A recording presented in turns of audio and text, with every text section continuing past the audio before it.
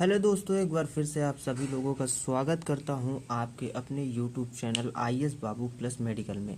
दोस्तों, बीटीएससी द्वारा 2025 में एक लैब टेक्नीशियन की भर्ती निकाली गई थी, जिसमें लगभग 2900 प्लस पदों पर की भर्ती निकाली गई थी, जो इस समय कोर्ट में फंस जाने के कारण अभी उसका एग्ज़ाम नहीं हो रहा है, लेकिन किसी न किसी दिन उसका एग्ज़ाम ज़रूर होगा। तो दोस्तों, आज से हम उसी बीटीएससी लैब टेक्नीशियन की प्रिपरेशन को और भी मजबूत करने के लिए डे बाय डे एक एक टॉपिक का सिलेबस हम डिस्कस करेंगे, जिसमें आज हम बीटीएससी लैब टेक्नीशियन 2025 की जो भर्ती थी उसके पूरे सिलेबस के बारे में आज हम डिस्कस करेंगे कि उसका जो सिलेबस था वो कैसे था और क्या है। जो यहाँ पे हम डिस्कस करने वाले हैं, हम यहाँ पे टेक्निकल जो हमारा पार्ट होता है लैब टेक्नीशियन का, उसके बारे में हम यहाँ पे डिस्कस करने वाले हैं। सारे जितने भी टेक्निकल पार्ट के जो भी टॉपिक हैं उनके बारे में हम यहाँ पे आज डिस्कस करने के लिए आए हुए हैं। तो आइए दोस्तों, समझते हैं कि बीटीएससी लैब टेक्नीशियन जो 2025 का सिलेबस है वो टेक्निकल पार्ट का सिलेबस क्या है। तो दोस्तों, आज हम समझेंगे कि बीटीएससी लैब टेक्नीशियन 2025 का जो टेक्निकल सिलेबस है, पूरे कंप्लीट सिलेबस की जानकारी आज हम यहाँ पे लेंगे। तो दोस्तों, सिलेबस वीडियो में आगे बढ़ने से पहले अगर आप चैनल पर नए हैं तो चैनल को सब्सक्राइब करें, वीडियो को लाइक और शेयर जरूर करें।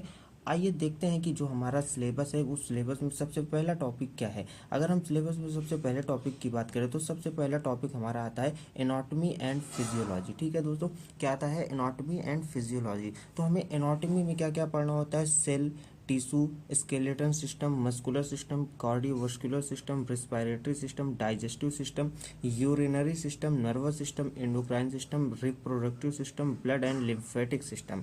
ठीक है दोस्तों, ये हमारे एनाटॉमी एंड फिजियोलॉजी के कुछ इंपॉर्टेंट टॉपिक्स हैं जिन्हें हमें कवर करना होगा। दूसरे की अगर हम बात करें तो हीमेटोलॉजी। ठीक है, हीमेटोलॉजी में हमें क्या क्या पढ़ना होता है? CBC, RBC, WBC, platelets, ESR, haemoglobin, blood grouping, coagulation test, anaemia, leukaemia, bleeding disorders. ये हमारे कुछ हीमेटोलॉजी के टॉपिक्स हैं जिन्हें हम कवर करेंगे। वहीं अगर हम बात करें कि एक क्लिनिकल बायोकेमिस्ट्री के बारे में है तो सबसे पहले हम कार्बोहाइड्रेट, प्रोटीन्स, लिपिड, एंजाइम, ठीक है, liver function test, LFT, kidney function test KFT या जिसे हम आरएफटी भी बोलते हैं, blood sugar, electrolytes, acid base balance, cardiac marker और ट्यूमर मार्कर के बारे में हम क्लिनिकल बायोकेमिस्ट्री के में हम क्या करेंगे? डिस्कस करेंगे। वहीं हम अगला चौथा टॉपिक की बात करें तो जो हमारा चौथा टॉपिक है माइक्रोबायोलॉजी है।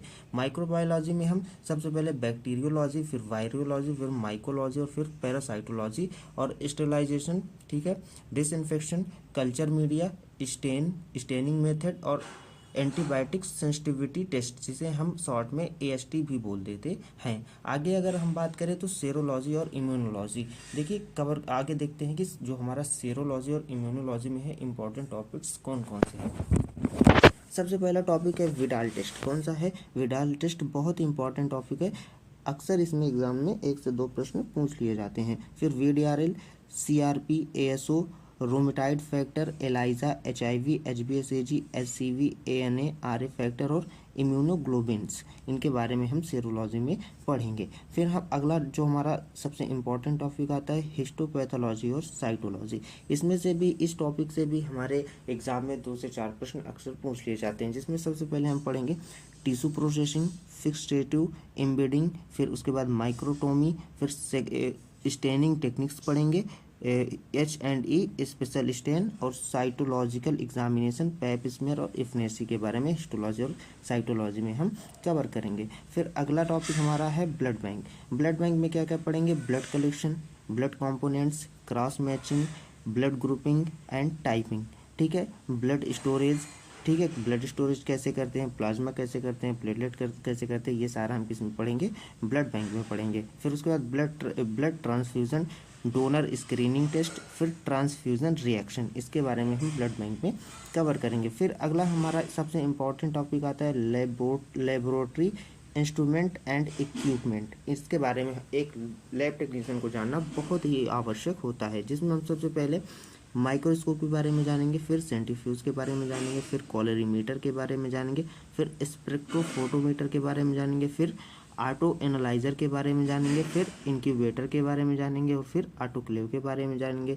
पीएच मीटर, अभी हाल ही में एनसीएल का जो एग्ज़ाम हुआ है वहाँ पे पीएच मीटर से लगभग 4 से 5 प्रश्न देखने को मिले हैं। कितने? 4 से 5 प्रश्न देखने को मिलेंगे, ठीक है, एनसीएल 2026 वाले एग्ज़ाम में, ठीक है दोस्तों।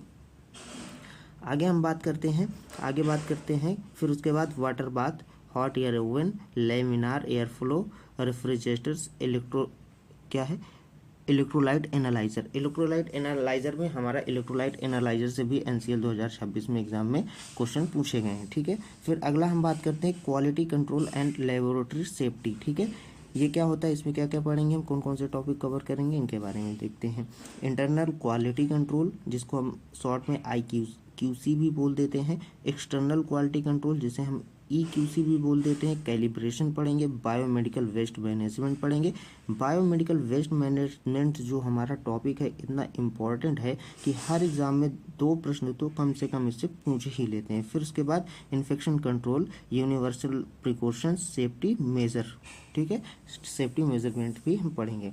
फिर अगला हमारा टॉपिक है क्लिनिकल पैथोलॉजी, उसमें यूरिन और अदर बॉडी फ्लूइड्स के बारे में पढ़ेंगे, जिसमें सबसे पहले urine examination, physical, chemical and microscopy के बारे में पढ़ेंगे। Stool examination, sputum examination, CSF examination, semen analysis और प्रिवलर फ्लूइड और एसिटिक फ्लूइड के बारे में हम लोग जानेंगे। उसके बाद हम आ जाते हैं मॉलिक्यूलर बायोलॉजी, बेसिक हम पढ़ेंगे, जिसमें सबसे पहले DNA स्ट्रक्चर के बारे में डिस्कस करेंगे, फिर RNA स्ट्रक्चर के बारे में डिस्कस करेंगे, PCR के बारे में, जेल इलेक्ट्रोफोरेसिस, इसमें से भी अभी NCL 2026 में जो एग्ज़ाम हुआ है उससे एक क्वेश्चन बना था, ठीक है। फिर उसके बाद एलाइजा का प्रिंसिपल पढ़ेंगे, मोलिकुलर डायग्नोस्टिक पढ़ेंगे और टेक्निक पढ़ेंगे, ठीक है। फिर अगला अगर हम 12 नंबर की बात करें, 12 नंबर हमारा क्या है, बेसिक इलेक्ट्रॉनिक्स अप्लाइड।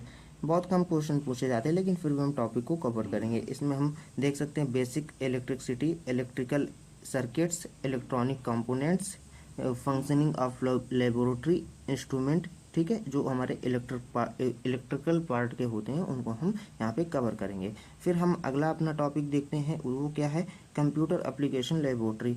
कभी कभी कंप्यूटर एप्लीकेशन से भी प्रश्न पूछ लिए जाते हैं, जिसमें computer basics, MS office, data entry, list बहुत इंपॉर्टेंट है। लेबोरेटरी इंफॉर्मेशन सिस्टम इसे कहते हैं, इसका फुल फॉर्म होता है, ये भी एक महत्वपूर्ण टॉपिक है। फिर उसके बाद internet, email, use of software in laboratory में कौन कौन से सॉफ्टवेयर यूज होते हैं उनके बारे में पढ़ेंगे।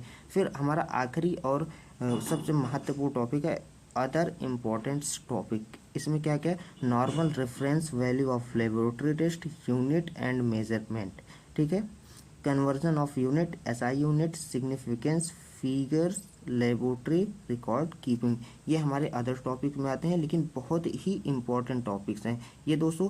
बहुत ही सभी के सभी टॉपिक जो 14 टॉपिक्स हैं ये सभी के सभी क्या हैं, इंपॉर्टेंट टॉपिक्स हैं और इनसे हमेशा प्रश्न एग्जाम में बनता है। तो दोस्तों आज से हम लोग जो है BTSC लैब टेक्नीशियन का डे बाय डे एक टॉपिक को हम डिस्कस करेंगे इसी यूट्यूब चैनल पे, जो IS बाबू प्लस मेडिकल के नाम से हमारा यूट्यूब चैनल है, ठीक है दोस्तों। तो अगर आप लोग चैनल पर नए हैं तो चैनल को सब्सक्राइब कर, वीडियो को लाइक शेयर जरूर करें। वीडियो अच्छी लगी है तो अपने दोस्तों को जरूर टैग करें। और आपने फॉर्म भरा है या नहीं भरा BTSC लैब टेक्नीशियन का, कमेंट बॉक्स में ज़रूर बताएं। जब तक के लिए धन्यवाद, मिलते हैं अगले वीडियो में।